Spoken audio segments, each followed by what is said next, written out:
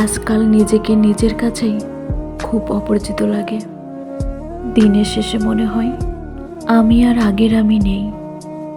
কতভাবে নিজেকে বুঝিয়েছি একদিন নিশ্চয়ই সব গুছিয়ে যাবে, কিন্তু জীবন বারবার এসে বলে কিছু না পাওয়া কেবল মেনে নিতেই হয়।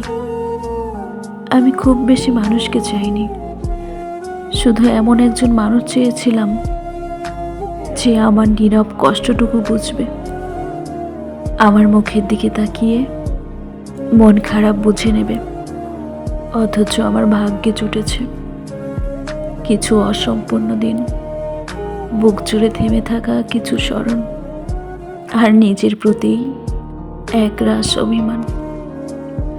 আজ তাই আয়নার সামনে দাঁড়ালে মনে হয় যাকে দেখি সে আমি হলেও তার চোখের নিচের ক্লান্তি বহুদিনের অনিশ্চিত হারের কথা বলে।